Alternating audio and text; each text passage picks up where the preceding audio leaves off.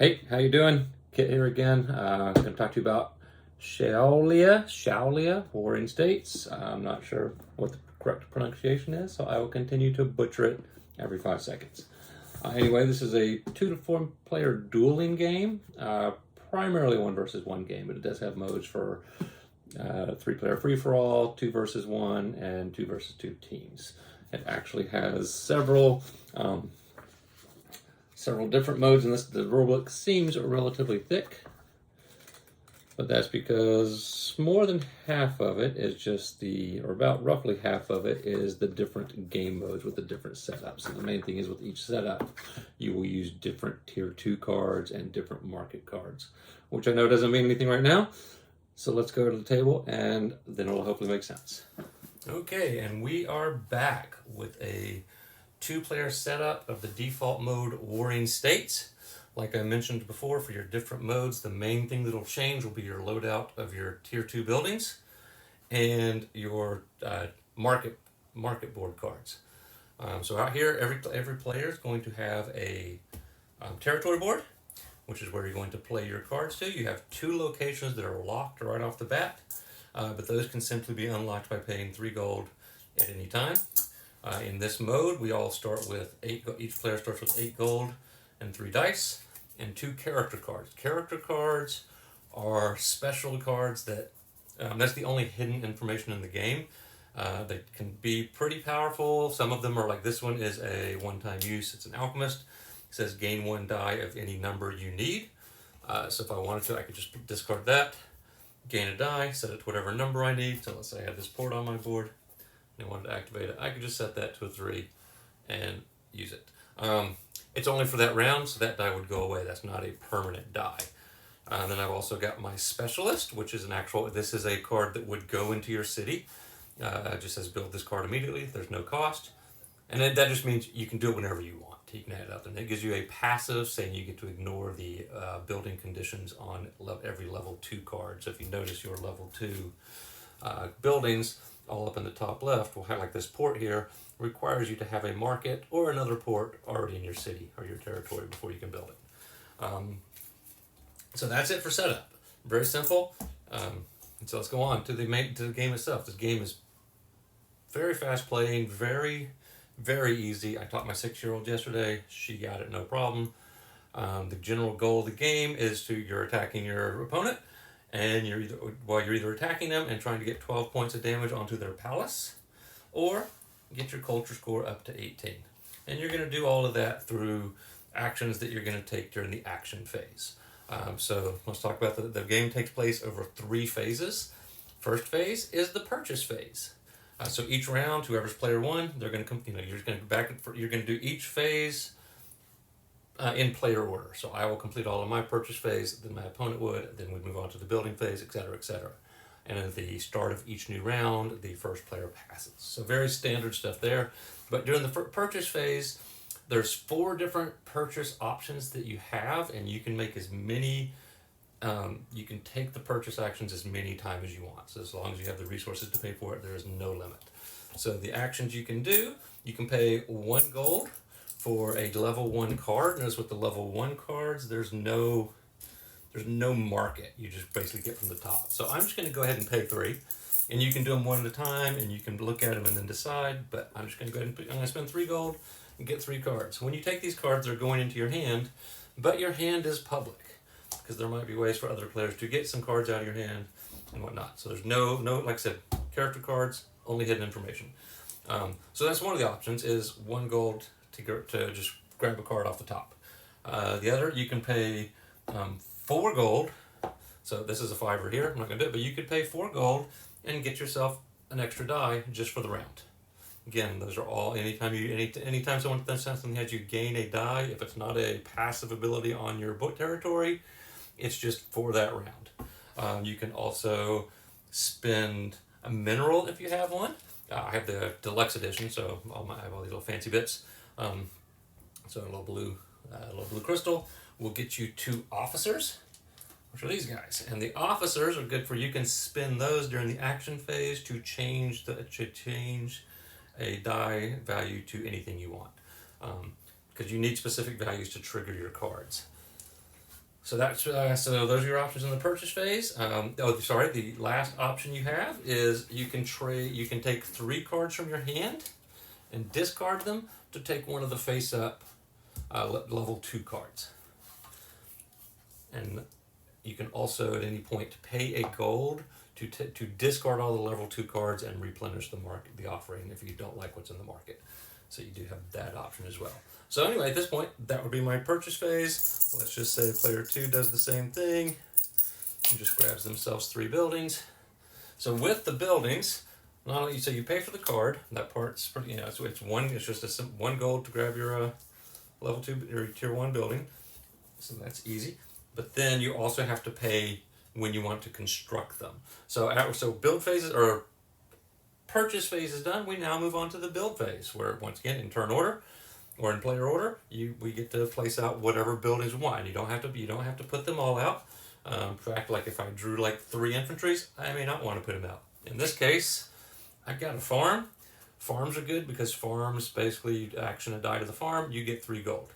Now you do have 3 spots on your palace that are available for any value dice, 2 of which are gain 2 gold, 1 of which is gain 2 officers. So a farm is nominally better than the palace action, but it is still better. So I'm going to play, and then I have a blacksmith, which also costs a gold to put out, and then if I can action a dice there, I get to get a mineral. But also if we look what I have. I've got a blacksmith that takes a 2 and a farm that takes a 2 and also a farm that makes a 1. I don't think I want to have competing values this early in the game, so I'm going to put out both my blacksmith and the farm with the 1 value, and that will cost me 3 gold to do that. Or 2 gold, sorry, so I get 3 gold back. And that's it for my build phase. Player 2 can do the same thing. Well, they've got an infantry. Infantries are good for attacking. So yeah, let's go ahead and get that out. Schools. School is your level 1 culture building. That's how you're going to go up the culture track. So sure, let's go ahead and get some options. And we're going to hold off on the blacksmith for now. No, we're going to put the blacksmith out too. So granted, it takes a 6 as well, but we do roll 2 dice. So they spent 3, and we spent 2. So then action phase or building phase is complete. Move on to the action phase. So during the action phase, you can take your whatever dice, your base 3 dice plus any other dice you may have earned for the round. You're going to roll them, and then you're simply going to place them where you can. In this case, I did not get any values that match my new cards, so I would have to put them all down here onto these. But let's say I did have a 2, so I could put a 2 there to get myself a mineral. And so the order matters because you're going to get, so as soon as you place a die on a location, you take that action. So you might be able to use, so if I had a port and was going to be going to the market to trade, I could get some resources first and then go hit the market. But in this case, so I got a mineral, I'm just going to put that in my area. And then let's just put 1 here for 2 gold and 1 here for 2 officers. And that's it. You just go back and forth until someone has 18 health, or you reach, until you destroy someone's palace, which has 12 health, or until someone achieves 18 culture. So you can have a military victory or a culture victory. You can overbuild, so if I wanted to replace this farm with a farm with a different number, I could just pay the gold, discard the other one. There's no penalty for that. The level 2 buildings, they're way more powerful, and they have a greater cost. So not only do you have to discard 3 cards from your hand to even get it in the first place, but then like this one costs a health and a crystal, or not a health, 1 coin and 1 crystal. So let's just say I did have this in my hand and I wanted to build it. Boom, so now I have a wall. Walls and barricades, they're passives and they give you some defense. So speaking of, since we do have an attack over here, let's move over to player 2 and roll their dice. I realize you're not zoomed in on their board, but that's okay. So we're going to pretend this was a 5. So that allows me to trigger the infantry. So 5, put that action on there. It says deal 1 damage. If your opponent's territory does not have any defensive buildings in place, then you can choose to attack one of the other buildings, or one of the other spots, or the palace itself. And if you notice, all the cards have health values up at the top, and that's how many points it takes to destroy that building. So, in this case, he's going to attack my farm. Start whittling it away, to remove some of my income. If he had a second infantry and got a second point of damage, that would destroy that card. And when you destroy an opponent's, if you destroy a level 1 card, you get 1 coin. So in this case, boom, I do that, and they would get a coin. If it's a level 2 card, you get 2 coins. But backtrack real quick, go back to that infantry attack. If there's any defensive structures out, you have to hit those first. So everything else is safe until this wall is destroyed, and it has 5 health. And there are some cards that will allow you to heal other things as well. So as you can see, we've got some of the other tokens in the game. We've got some locks. Some of the cards and abilities will let you place a lock on someone else's building, and then they have to spend 3 coins to remove that and use that again. We have these attack tokens. So if I have something that gives an attack token, and say I have an infantry card on my board, before you even roll your action dice, you would put that on a card. No card can have more than 2 of the same type of tokens. But then if I had that on there and I activate my infantry, that represents 1 more damage I get to do. That's the attack tokens. You've got some life tokens, which basically they can either represent some extra health. In this case, like this boost my farm to 3, or if I already had a damage on my farm and I had acquired one of these, I could just use it to remove that damage. The knights, like we talked about, let you, or the officers, not knights, the officers are used to change values of dice. And then, so that's actually even a better idea. So I did not have the dice I needed. So let's back that up just a little bit. So I didn't have I didn't have what I needed. No, never mind. Scrap all that. Would not have worked because I need the mineral to get the knights to get the... Anyway, you see there's a lot of resource management in this. There's a definite resource management aspect to it. There's the tableau building, engine building. So the other tokens you have is you might have a card that allows you to place one of these any tokens on a spot. And when you do that, that means you can put any die there and it just stays there forever. The last thing to point out, if you have a card like, say, this temple here, you've got some combo actions. So with this temple, I could either put a 2 there and get 2 culture, or if I had the right numbers, I could put a 4 and a 5 to do the combo action and get 5 culture. You can only use each card once per round, so I couldn't do both. I couldn't do that and then come back with my other die and trigger that to gain 2 more culture. You can only trigger it once, so that would not be valid. But that is all. That is the entire game. It's really, and I even went into way too much detail here.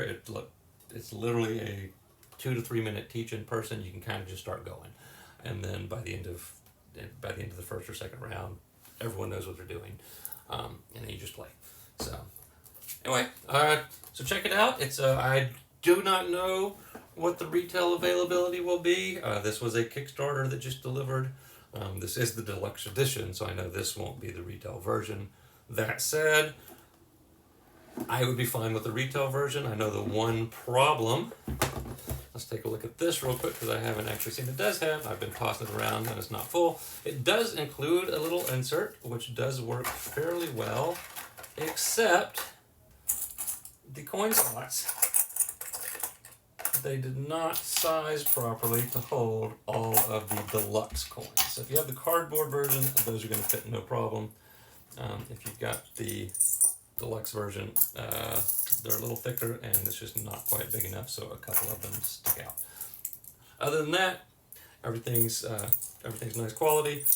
I think it would be totally, you're not really using, other than the coins, you're not using the other bits that much, so I would be totally fine with the cardboard bits. If I had it to do over again, yes, I do think the game's interesting. I think it's going to get played. I am not sure I would get the deluxe edition. I would probably just save the $20 or $25 or whatever it was and get the base version. But I have it, and I'll be happy to play it. So with that, I bid you adieu.